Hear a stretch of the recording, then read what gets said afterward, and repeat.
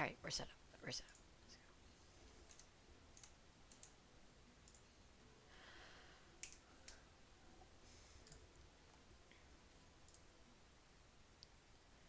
When you open your eyes, you'll feel. Restart. You cried away your options, tirelessly at the twin suns as they cast mirages that danced outside your window. Despite the magnificence of your room and the beauty of the Empress's court, you know that you're surrounded by a pit of vipers. It was impossible to exist within the reach of the Empress without having the skill to survive her. You know you'll have to learn to do the same. But for now, your mind doesn't want to respond to the danger around you, and you give up trying to think with such a heavy head. Your grogginess drives you down, and you lie in bed, your eyes falling.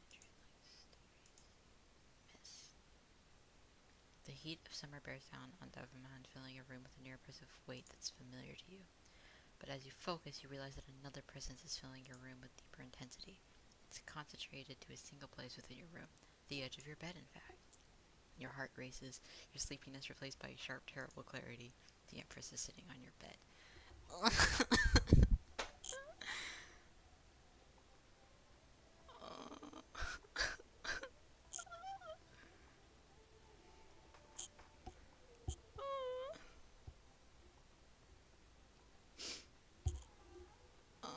I love her, like, a lot.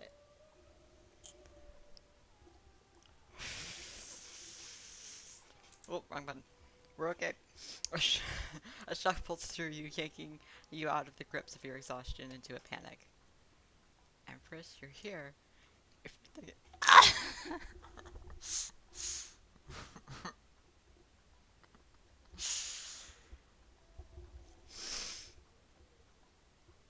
I'm okay. It's my own palace, isn't it? Why shouldn't I go where I please? You're certain that isn't a reasonable answer, but you're just as certain that you have no chance of arguing with her about it. You know what? Maybe it's because it appeared, but my room is fucking hot.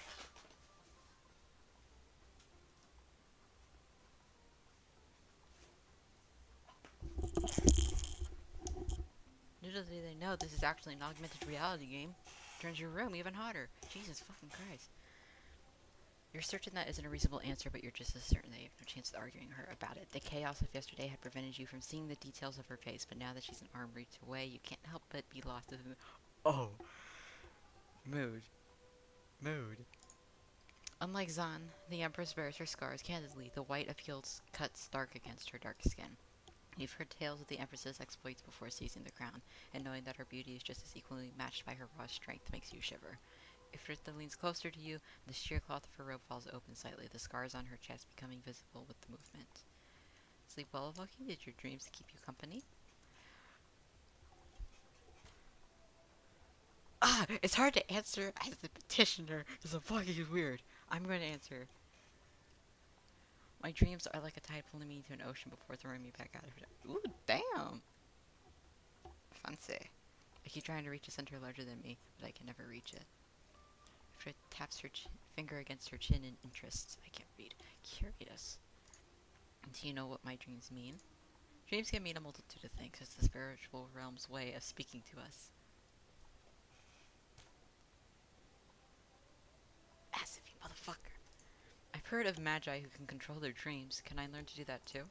Don't get ahead of yourself so quickly. Not all magi are graced with this gift, and it takes more than a grain of interest to become proficient at it. Frita places a hand on yours, gazing into your eyes as she leans even closer to you. You hold your breath, afraid of letting out a shaky sigh. For now, just follow the ties of your dreams, and they will lead you to the path you need to take. Once you complete this task, you will earn a place alongside my lauded champions. It is an honor beyond your wildest dreams. You shall never want for anything again. This is both my word and bond as Empress. But what about the artifact? What is it that I'm supposed to be looking for? You know, basically, what the fuck did you hire me for? Well, not even hired. Why did you capture me? I was kidnapped for what? I still don't know. Ifritha leans closer to you, meeting your eyes directly. You push back onto your bed at the look on her face, cornered with the sting of yesterday's incident burning up your skin again. You haven't mastered the dance of what amuses the Empress and what enrages her quite yet, and you fear that you've misstepped. However, to your surprise, she simply smiles. Don't smile again. I can't take it. There's a softer quality to the Empress that you had seen yesterday. Perhaps it's the intimacy of seeing her in your room outside of her regalia, but there's a sense of serenity surrounding her. When she speaks again, her voice is almost sweet. I will only tell you this once. Ooh, shit. Do not ask. Basically, behave, bitch. Do not ask me for what I do not give you freely. Just follow my orders without question. Ifrita releases your hand and stands, smoothing out her gown. You're still shaken by her closeness and heat. So much so that her absence feels like the air has gone cold in the space she had filled. Prepare yourself. My champions will await you at the entrance to the palace. Ifrita turns and strides out the room. Okay. After taking some time to compose yourself, you leave the ornate room. Despite the twisting hallways, you manage to find your way through the elegant halls until you reach the doors of the palace once again. Fuck me running.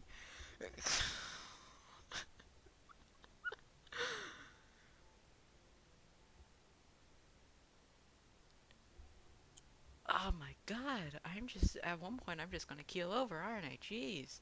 You see Noor, Alibaba, and Vali waiting for you, dressed for travel and doing last minute checks on their gear. Their collective gazes fall upon you as soon as you exit the ornate doors. Well, all of them eventually. I'm just gonna go in this order, it's easiest. Oh, she's so pretty. Oh my gosh. I love her.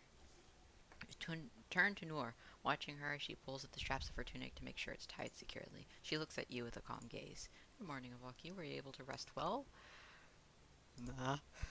Noor frowns at you. He reaches into the satchel attached to your belt and pulls out a small canvas bag. This is from my collection. Oh my god! Oh, she's so sweet. What the fuck? I can make you a sleeping draught to ease your dreams. Fuck yeah. These herbs have worked well enough for me when nothing else has. For your exchange with your new companions, you prepare to take the first step of your life-changing journey, and are immediately stopped by a messenger bursting out a side door to the palace. Sir, Papa, sir. Messenger speaks. Oh, I remember this! Messenger speaks timidly, frightened by the status of those they're interrupting. Ali Baba turns to them as they squeak out their next words. The Empress asks for your presence. She wishes to speak to you before you depart. Asking? Wishing? That's new. You sure she said those words exactly? The messenger squeaks again. Not those words exactly. So you forgot what she said? You sure you didn't forget? Ali Baba, don't be an asshole!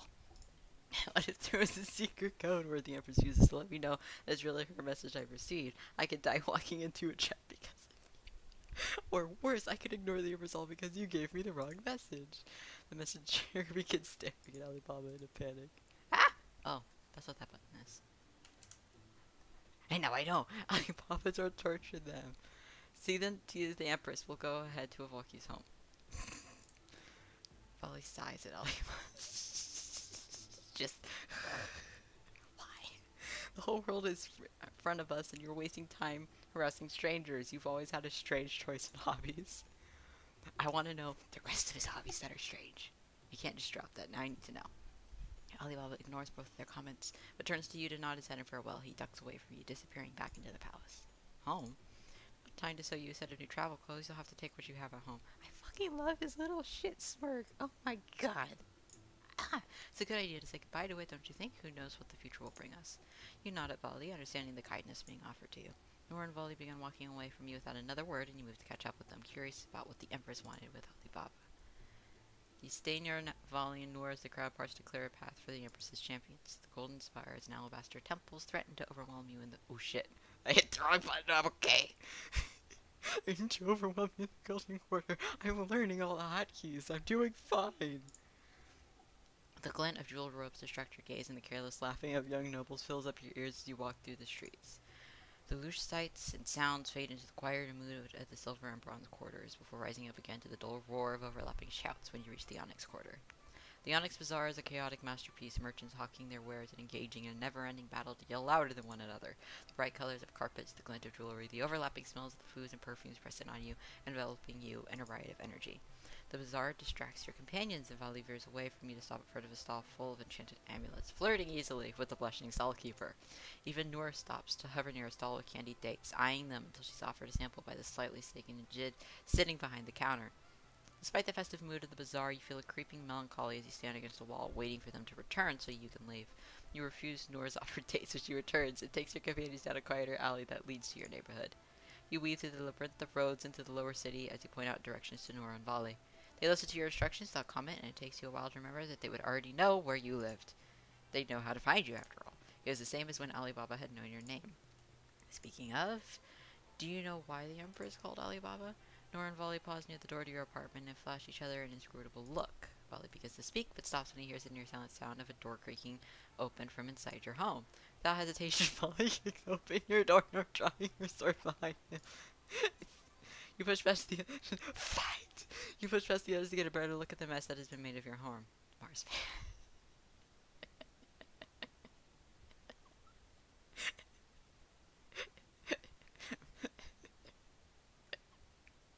Fight! All of your doors are open and your belongings litter the floor where they've been carelessly thrown by his greedy hands.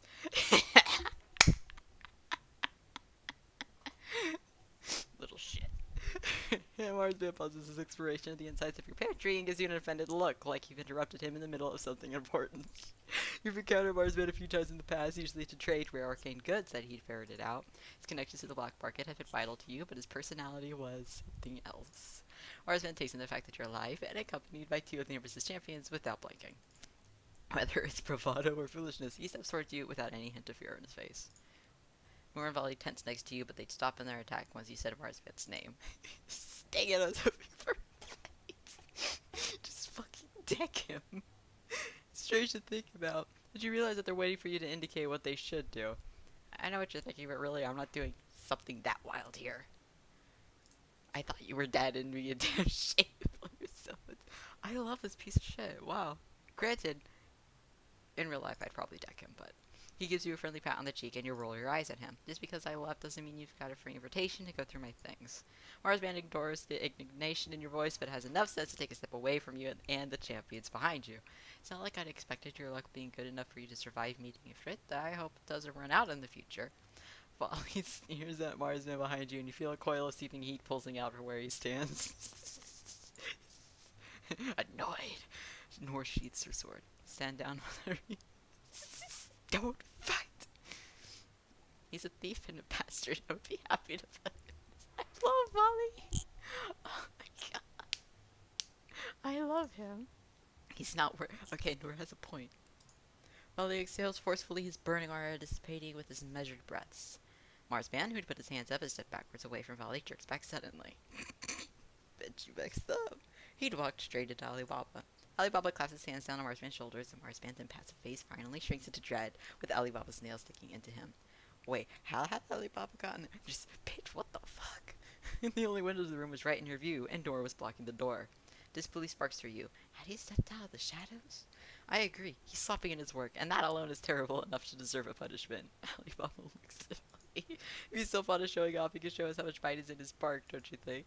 Oh, they're so mean. Volley's eyes light back up. Fight, fight! The string flames sparking back to life on his fingertips. Nora sighs in exasperation. You have a feeling she's forced to witness Volley and Alibaba's antics before. Marsman begins to shrink back at Alibaba, away from Volley's approach. He meets your eyes desperately. This is going to hurt a lot. Ah! Don't make me choose. Wow, now I'm just gonna feel like a jerk. Nah, don't even. Interfere. The abject fear in Marsman's face is enough for you to know that this is the wrong choice. He deserves to be punished, but not like this. You take a bold step between Volley and Marsman, stopping the Magister in his tracks. You see the surprise on Volley's face, but he extinguishes the flame in his hand without argument. This isn't right, just let him go. Turn to Alibaba, who had taken his hands off of Marsman at your words. Marsman surges back to the corner of the room as far as way possible from everyone else as he can get. To be fair, you brought this upon yourself. So, that's enough. You cannot start a fight with every person who offends you. Look at her face! I love them. I love them so much. Amidst the bickering, another person joins the wreckage that used to be your home. Salam steps Now the fight begins! My sword! This. Nora doesn't look at Salam. Her cheeks burning bright red as Volley chuckles nervously. My apologies, Salam. I apologize as well, ma'am. We heard danger and acted before thinking. Forgive us, I'm sure I could cover the repair cost myself. It's fine, I'd rather deal with it myself. But danger? What danger? She takes a look around the room. A breeze fills your apartment and you realize the window is open. It seems that Marsman took the opportunity of a distraction to make his escape. OTP, Marsman in the window. Oops.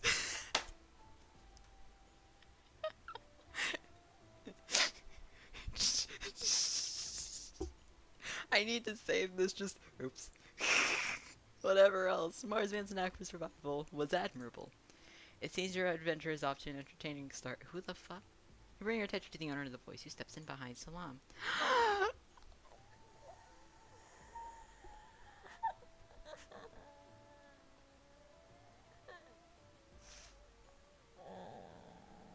She's also so pretty. What the fuck? We like to make ourselves known. This happens a lot. Oh, great. You and my sincerest apology, Princess, that you've been made to witness the ugly underbelly of the Imperial City. There is nothing to say sorry for, General Noor. The Empress has already shown me the wicked parts of the city. Alibaba and Vali laugh in unison. Bravo, I like her. Anka's smile grows wider, the comment bringing a slight flush to her cheeks. She looks to you, her smile fading into concern. I have a request to make, Valky, as the Empress won't listen to me. I want you to take me with you on your quest. It will be too dangerous for you, Princess. I'm capable of more than you think. Nevertheless, I understand your concern. I still wish to accompany you all. Vali's eyebrows peak in interest. See, I can't read. Indeed, Princess. I already can't read. Indeed, Princess Akitsunam. No, I'm getting it right. Fuck off. Ankh-Cinnamon? Someone stab me if I'm getting it wrong, but Princess Ankh-Cinnamon is from the royal family of the Redam. Her lineage is known for its exceptional talent with magic and the family's connection to the stars unparalleled. It would be a great assistance to us to have her navigate us to our goal. Folly gestures to you. However, ultimately, they must choose who the princess comes with us. You can navigate us anywhere? Redam are attuned to the celestial planes more than other species. We've been gifted by Azam, the honored mother of all creation and cosmos, to speak to the stars. We can seek guidance from them, ask them for insight to something beyond our understanding. They may not always respond in a way we'd expect, but it is a valuable tool when faced with difficult and seemingly unanswerable questions. You couldn't imagine traveling with the princess, but she was here in the flesh. There was no way you could say no. Ooh, shit. It'd be my honor to travel. Oh, I'm already a dumbass. It'd be my honor to travel with Princess Ankh-Cinnamon. I'm saying it. I swear to God, someone stab me if I'm wrong, please. Anka jumps to embrace you, giving you a tight squeeze before releasing. Oh, she's cute. Oh, fuck, she's cute. Please call me on. She's so cute. Anka turns to the champions, her smile still bright. That it's settled, I could offer my palace space of operations to start. Our library may provide an avenue for answers to questions we'll have after speaking to the stars. Ali's ears perk up with interest. Books! Mood. I've heard rumors about the written riches held within the Redam Kingdom is truly as grand as people say. Before Anka can reply, Alibaba places a hand on Vali's shoulder. You'll get your answer when we see it. We should start making our way to the Redam Kingdom before sunset. Anka nods happily in agreement. I'll tell you all about it outside. I just need to find Azizi. The three of them leave your room and head outside, chattering with one another until they are out of your earshot. You're left with Noor and Salam.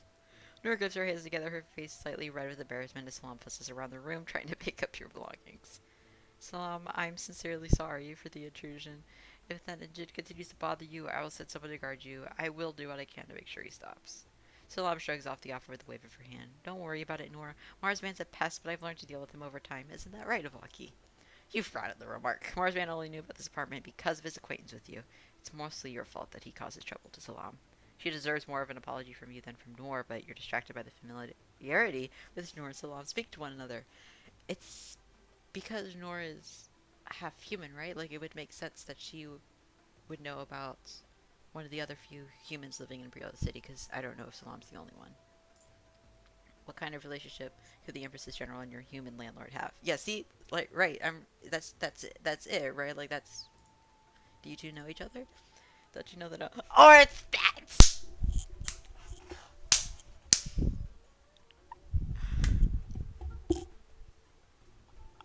Oh, yes! Fuck yeah! That's also just the truth! That's just the truth! That is a rule! Yes! Oh, I nearly knocked over my soda. Whoops.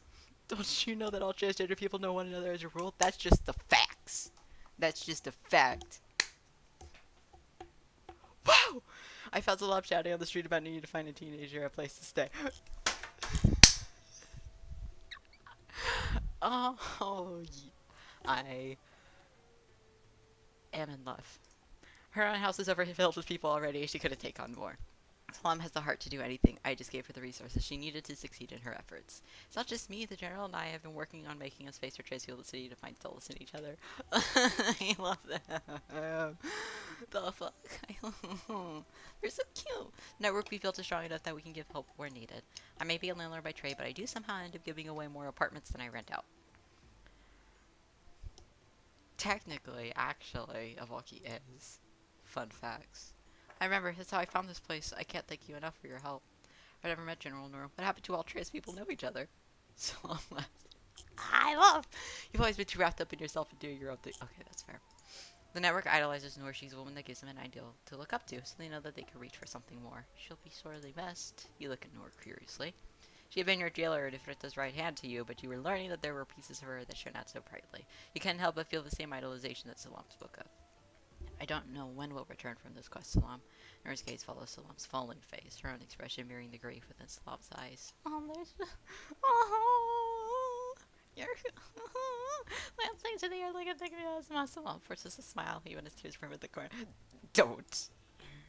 You both mean a lot to me. Inshallah, he'll return safely. Her voice quivers. Don't you fucking dare. Heart aches for her. Salam always was there for you when you needed a helping hand or a loyal friend. You hope that you have returned the same comfort to her the time you've had with her. You hope that you see her again once this is all done. I swear to protect Avoki with my life, that will return to you in one piece. You have my word. Salam smiles, taking a deep breath before wiping away her tears. She turns to you to wipe her wet eyes with her chador. You hadn't realized that you had tears brimming at the corners of your own eyes all this time. Yeah, probably. You make sure Noor stays out of trouble, alright? Salam winks, petting your cheek affectionately. You need a pack for your journey. Let me try. And you watch as Salam begins to rush around the room, pulling out clothes in the mess of torn out drawers and straw clothing of Arspan left. She falls in neatly onto your bed before turning back to gather more into her arms. For a human, Salam is fast. The way that she navigates the chaos is impressive. You realize you should probably help her and pull out a bag from the dresser. Nora's already at your shelves, straightening out the items you'd collected over the years. When the three of you have returned the room to some semblance of order, Salam carries your bulging bag to you. I put some things in here that I think you'll find useful. You nod, slinging the bag over your shoulder. Thank you, Salam. It's time we say goodbye. Salam gets a sad nod. Her, don't you fucking dare. She pulls you into an embrace, dragging Nora in with the two of you. Nora's hand rests on top of yours as you both hold on to Salam. You feel that you've learned something deeply personal about the General's heart. You're moved by the comfort of her hand and how easily she had professed her life to yours. One day you'll return the favor to her. Salam finally releases you. Could a Hafiz stay safe and take care? I don't want to end up seeing you behind bars again. No promises. You and Nor leave the apartment, walking back out in the hectic marketplace where your companions are waiting.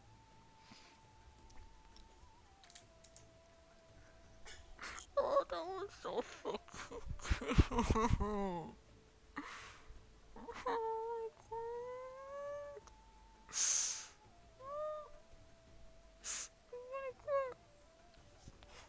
I'm okay. I swear. Outside, you almost walk into a wall of people. A sizable crowd is over. God damn it, all them whisper each other in hushed excitement. You force your way through the throng of people to the front and freeze upon seeing what has them also captivated. The denizens of Onyx Quarter formed a circle around an imposing feathered beast. The creature is an amalgamation of a dragon and a peacock, equally intimidating and majestic. Its enormous size encompasses almost all the free space between the walls of the old bazaar. Its feathered tail sways side to side, settling off a dazzling array of iridescent hues in the sunlight. Is this a season? The Simurg's body, massive wings of scattered downy pink feathers and golden scales that sparkle like gemstones. The Simurg naps, unbothered by the odd crowd surrounding it, its serpentine neck nestled along its sleek body, its beak tucked under a lustrous wing. You turn to Nora to see if she is as impressed by the sight as you were, but her brows are knitted tightly together in thought. Nora meets your gaze, before turning away to focus on the Simurg, although she doesn't seem to take in the sight with the shock you had. Since we are able to be working together, it'd be best if I were completely honest with you. I am unsure what Ifrita is planning by sending you on this quest alongside her champions, or why she didn't send the three of us alone to retrieve it. Your arrest couldn't have been a mere coincidence. I believe it was planned. She knew you and chose you specifically. I was set up. I just don't know how or why. There's one thing I am certain of, Avoki. You're at the center of Ifrita's plan. Nora's voice wavers slightly when she speaks again. I feel for the safety of the people of Gehennam. I fear. I've seen Ifrita's plans in action before, and they've all ended with bloodshed. I've lived through enough war and death, she sighs, closing her eyes to compose herself. As she opens them again, her face has regained its calm exterior. We should see what all the fuss is about. Nora confidently strides towards the Simmer, not a hint of hesitation in her step. Alibaba, Anka, and Vali are engaged in an enthusiastic conversation, Anka bubbling with joy while she gestures at the beast. I knew it, this is Zizi, isn't it? I named her Zizi when I was a little girl because she was so adorable and she was tiny. Molly reaches out to scratch slightly at the Simmer's head. She stirs and tilts her massive head into his sharp nails, a low purring sound resonating from her throat. She's incredibly soft and well-behaved. Fritta has her own Simmer, but Ginny is better suited for battle. Ginny is a demon, just like her owner. Does Zizi eat birdseed by Of course he has fucking birdseed on him. Zizi will eat anything you give her. If that's the case, then as you approach, you watch Alibaba reach behind himself, pulling out a small brown bag out of nowhere. He shakes in front of Zizi, who lifts her head, alert and watching with lidded blue irises. But it seems Zizi isn't the only one interested in the contents of this bag, several white and gray speckled. Oh my fucking god.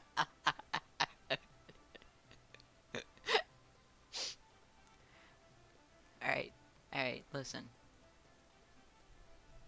Alibaba is the Disney princess out of all of them. That's just I hate to break it to you. That's just it. No, I'm kidding. Are you supposed to be feeding his? Are those birds your pets? Alibaba watches one of the birds hop down onto his forearm as he begins to dig around the bag. All these lovely but greedy birds are mine. I honestly feel that. He extends out a handful of seeds towards Zizi, who is joined by a flock of birds and pecking at his hands. They're my scouts. There's no better.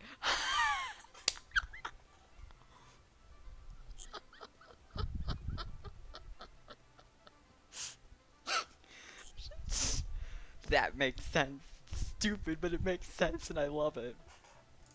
They're much more reliable than people. You're disturbing your audience. Alibaba, Anka, and Vali look away from Zizi and notice for the first time the crowd around them. Alibaba shrugs himself, continuing to view the birds while Vali happily waves at the crowd. Like his cheeks burn with embarrassment as she clenches his Zizi stirrups. I think it would be best if we left now. Nora signals to your group as she walks away. Vali bows in a farewell to the crowd and then follows her. Just, hello! Alibaba drops the rest of the seeds onto the ground, attracting a new group of birds as the Zizi huffs at having to leave her food behind to walk between Alibaba and Anka. Lagging behind, you bid a last goodbye to your home as you know it. Watching the backs of the Empress's champions and the Princess of the Redam, you realize again how surreal your life has become. A part of you wishes you could wake up from the stream, everything back to the way it had been just the day before. Lost in your own oh shit. Lost in your own thoughts, you don't notice Anka falling back to walk beside you. She passes easy strains to Vali, who'd won the favor of the Simbrick earlier with his skilled petting.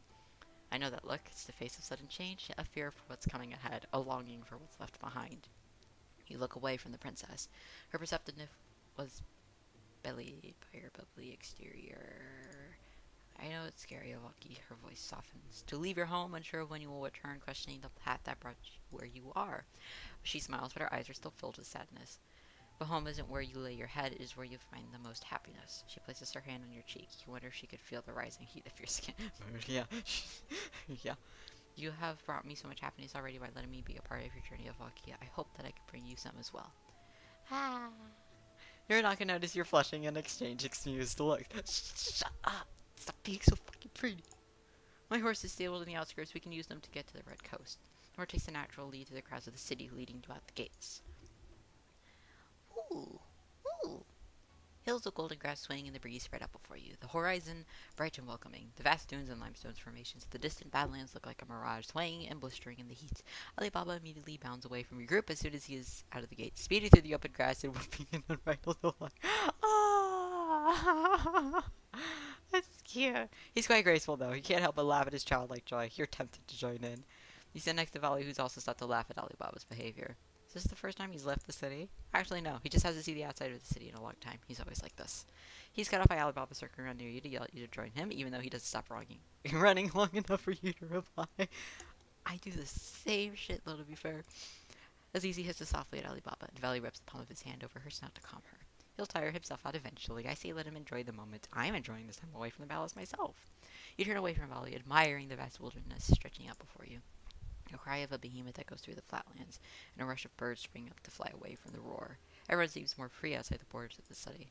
Anka and Noor walk next to one another, speaking in quiet murmurs. Alibaba circles around them before taking off again, waving to you and Valley as he passes by.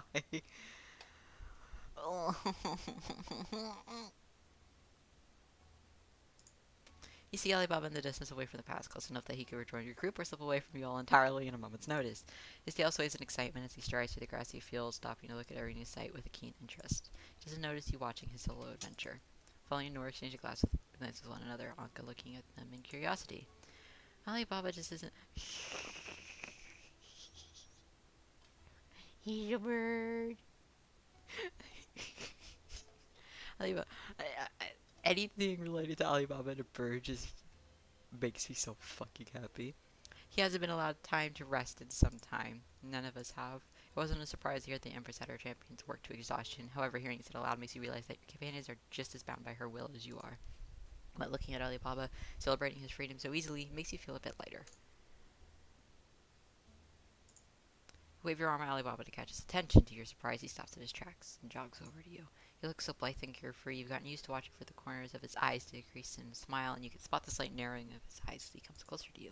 Alibaba holds his hands out to show you that they're empty before pretending to reach behind your ear and pull out a bouquet for you.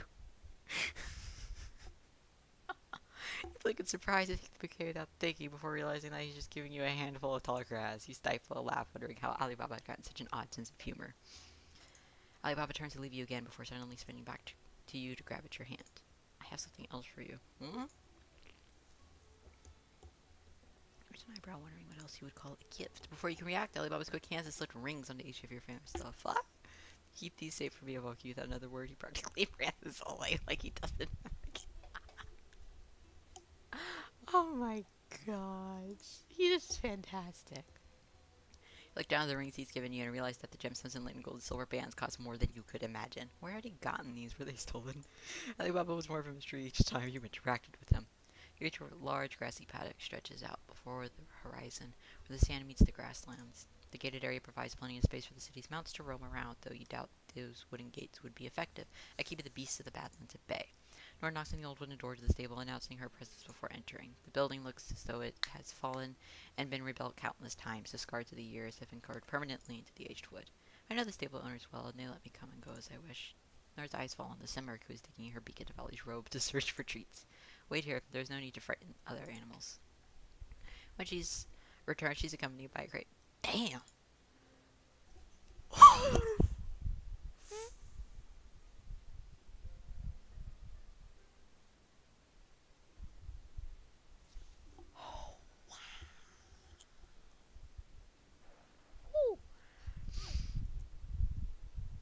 Oh, that took me by surprise. The Pegasus rubs her muzzle against Nora's hands affectionately, which Nora returns with soft strokes.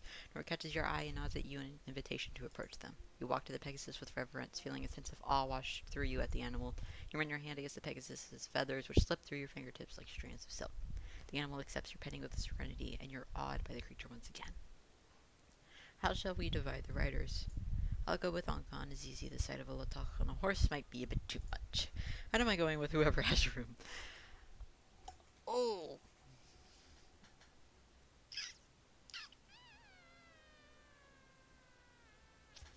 I'll go with Nor. I'll stay with Nor. Nor hoists herself onto the saddle before reaching out her hand to you. We'll cover our land if we take to the skies. You place your foot to the stirrups and grasp the general's hand, pulling yourself up and over until you are sitting comfortably in the saddle. You watch Alibaba and Valerio climb into the Simurgh, Anka taking Azizi's reins in hand. Alibaba happily wraps his arms around Anka's waist and Molly's thighs before begrudgingly holding on to Alibaba. You wonder for a moment if the Simurgh can support the combined weight of Nnjid, Rodam, and the Lotok, but your doubts are immediately vanquished as the Simurgh bolts up into the air, climbing with incredible speed. Azizi circles twice before she flies through the clouds and out of sight, following the river downstream. You cautiously wrap your arms around Nora's waist as the horse stomps and chuffs, Nora hushing it and gently guiding it with the reins. Hold on. You tighten your grasp as Nora kicks her horse to a canter, breathing it sharply as the wind whips sand against your face. Before you can even exhale, the mare is at a full gallop. Her wings beat wildly as she picks up speed and climbs into the air. You glide further and further into the sky, the ascent making your ears pop. The flight, because you stabilize the Pegasus, flies into an air current, gliding past farmland and pastures. The people and buildings below you look like tiny specks upon the land. The river below is a deep turquoise, flowing steadily through the grasslands. You wrap your arms tight around Nora's waist, breathing in the fresh air and admiring all the wide open space. Azizi races past you, the sound of Alibaba's whoops ringing through the air as they shoot past like a bolt of lightning. Nora nudges her horse, who snorts and beats her wings rapidly, her legs kicking up into an airborne gallop. As you pick up speed, you instinctively dig your claws into Nora's tunic. Nor frees the hands from the reins, clutching your wrist and squeezing slightly. I will. I won't let you fall. You can trust me. I so trust you. Like a lot. Oh my god. You press your cheeks against her back, breathing in her scent, a mixture of roses and tempered leather. Her words calm your frayed nerves, and you loosen your grip. You fly for what feels like hours, the exhaustion of the day beginning to catch up with you. While you have a little way to go before you reach the desolate expanses of the Badlands, the outskirts begin to feel wild and untamed. Nora tenses her knees around her horse and clicks her tongue, guiding her mare towards a slow descent. Your landing is just as graceful as your takeoff, the red Pegasus folding her wings as her gallop slows to a trot. You're eager to get your feet back on settled land as the soreness of travel begins to creep up on you, your thighs and back sore and tight. You drink fully from the flask and Nora's side, the cold water refreshing you enough to keep some of the exhaustion at bay. You begin to search for a good place to set the campfire and find an area of trampled grass. An absolutely massive creature left this mark, and you hope it's no longer near. Nonetheless, the tall grasses would provide good cover for the night, and the flattened area the ideal place to make camp. Wonka brushes down both mounts with a practiced ease, singing softly in a gentle tone. Nora stands a short distance away, her eyes lidded slightly as she watches Anka run a gentle hand over the Pegasus, while Lee and Alibaba collect rocks and brush to create a fire pit, just as the twin suns begin setting down over the horizon. Wally sparks a flame out of the pit with a flick of his hand. Temperature drops the moment the sun falls behind the horizon, casting the land in long shadows. The twin moons, Mithra and Mohana, previously overwhelmed by the sun's light, start to shine more brightly as they take over the night sky, lighting your camp with a pale light. Everyone gathers around the warmth for the now blazing fire. You shiver and instinctually huddle closer to the flame.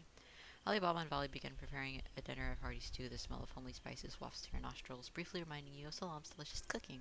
Alibaba serves you a meal before moving on to everyone else. Your stomach rumbles painfully and you wolf down your food. Satisfied and tired, everyone sits back to enjoy the cool night air. Nora sits cross-legged beside her dozing mare, both of them sitting next to Azizi, who appears to have made friends with the Pegasus during their time with Anka. Anka rests her back against her stomach, sighing contentedly as she listens to Alibaba and Vali chatter with one another, Vali's loud laughter echoing in the dark. Should we tell each other stories? Is this what you're meant to do when you're camping in a group? I'd likely have a tale or two I could share. Sure, I'd love that. Larry scratches his beard for a moment, contemplating which story to tell. The story of the first time I fought a saber cat is certainly a memorable one. This was long before I ever became a Fritz's apostle. I was summoned to a Fritz's court, and I hadn't the slightest clue what I was getting myself into stepping into her palace. She demanded I prove that the stories of my magical exploits were true. She placed me in the arena to fight with just my magic and my claws. I was only a young boy then, barely sprouting my first beard, and I was absolutely terrified of what would come next. I stood there, quaking in my boots as the iron gate rose up before me, the rattle and clank of chains shaking the ground. I distinctly remember the low, spine-chilling sound of an angry growl. I'd never seen a saber cat in my entire life. This beast was massive, as tall as me, and with sharp fangs bigger than my hand. It snarled at me, hungry and furious, glaring at me like the hunk of defenseless meat I was. Cat pounced at me. Ooh, cool. Okay. Well then, for my playthrough, I'm going to add a skip button because I want to listen to the story. So, I will add a skip button that you can click so that you don't have to watch or read the story. You can just skip to the part it says to skip to. Cool? Cool. Okay. Its claws dug into me as they summoned a torrent of flame. The saber cat jumped back, the smell of burning fur filling the arena. I readied myself for another attack, and the cat circled me, pouncing and digging those horrible teeth into my arm. I used every ounce of strength within me to fend the beast off, to stop it from pinning me down and dealing me a final blow. I pulled fire into my hands, clawing at any patch of skin I could find as the cat clenched his teeth deeper into me. I thought I was done for with how much I bled onto the floor. I punched the cat's face one last time, more in spite than in any genuine effort. It yanked itself backwards, roaring in agony. The cat's teeth broke off in my arm, and that's when I took my chance. Tore the tooth from my arm and stabbed the cat over and over again. Pain was beyond my train of thought. I had to sort of tunnel vision, angry and terrified. I couldn't see in front of me. I could only lash out. After that, everything started to get hazy, dark. I don't remember falling unconscious from shock. When I woke up, I was in the infirmary and in quite a bit of pain, but alive and victorious. Anka is curled up closer to Nora during Valley's story, their hands clasped together between their bodies. Cute. Cute. Alibaba lay sprawled out on the ground, snoring lightly from behind the axle down. He's gone. That's enough storytelling for tonight. Tomorrow night, perhaps, I would like to tell one. I'd love to hear one of your stories, Noor. Nora smiles softly and nudges Anka, who yawns and stretches. Yes, let's get some rest. Sleep well, everyone. She curls back up against Azizi, the simmer shifting to place a wing on top of her as a blanket. Wally stands to lay a blanket on Alibaba before murmuring a good night to you as he lies down on his own bedroll. Just drape it over him. There you go. You close your eyes, falling immediately into a deep sleep. Ooh. When you open your eyes, your body is floating in water. The formations around you stretch and reach up to the sky. A single strange light shines directly upon you. A tide rushes up and you rock when the waves stay in place. The light above you feels like it's buzzing, pulsing slightly with the effort. The ringing grows louder and louder until you feel as though your bones are vibrating with the sound. An understanding falls over you and you realize that the sound is a voice that's both angelic and eldritch, reaching out from the void and speaking to you. You can no longer resist the call, as if your very sense of self was dependent on knowing the lyrics to this cosmic song. You push against your paralysis, dragging out an arm from the water to hold out to the sky, desperately trying to find a way to touch the light. You remain frozen in a panic spike of fear races through you at the thought of drowning. You open your mouth to call out in a screech of desperation. You bolt up with a start, gasping as a cold sweat runs down your back. You hear Nurananka's whispering, followed by approaching footfalls. Anka sits down next to you and places a hand on your brow in comfort. You sigh in relief, holding on to her wrist to ground yourself. Was I screaming? Yes, but it's okay. You're okay. Did you have a nightmare? You weren't sure what to call what you had seen. You shift uncomfortably, the confusion of fear, the dream still pounding in your chest. You're not certain that you can put what you were feeling into words just yet. Anka gives you a sympathetic look, and you hear the shuffles of the others from behind her. Mira walks over to you, holding a cup in her hand. This must be the sleeping draught that she had told you about earlier. You take the cup from her gratefully, drinking the draught in a single gulp. The mixture is sweet, and you immediately feel a sense of calm fall over you. Your heart starts racing, and the sleepiness starts to fog your mind. Maybe it would help if you slept closer to someone else. You wouldn't feel as if you're all alone then. You look around together in the dim campfire light, Ollie sitting upright with a small flame floating next to him, rubbing the sleep from his eyes. Alibaba hasn't moved before he lies on the ground, but you can see the reflection of the campfire in his glowing eyes as he peeks out from under his blanket. Oh, this is all so super cute. What the fuck? We're gonna go to Valley. Yay! I get a little heart.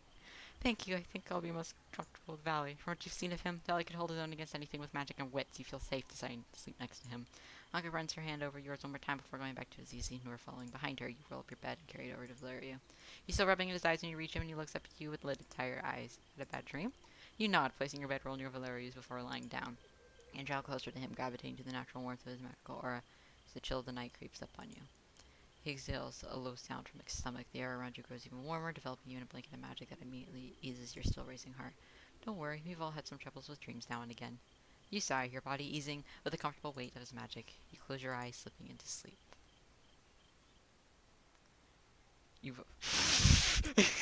God, I feel this so hard right now. Oh my god. You open your eyes and realize that you've returned to the same dream place. Except this time something is different. You no longer feel afraid, the lapping waves soothing you. Azam. Look what I found. A clear childish voice rings out, echoing across the rock formations. The voice reverberates around you, your surroundings fading with sound. Grass springs up around you, and your vision is obscured by the tall blades. You hear footfalls pass near you. Hold your breath, wondering if you'll be seen. Let me see. The voice is more mature, gentle, and somehow familiar. The child responds to Azam with a giggling shout, voice cracking in excitement. It's a worm. It's huge. Can I take it home? Like this kid, it's a worm. Beepty, what did I say about bugs? To leave them alone. And why do we leave them alone? Because they have feelings and families and they're just like us. Yes! Sorry. Oh shit. Wrong button. Azam laughs an unbearably sweet sound that fills up your heart to overflowing. Exactly. I'm so proud you remembered.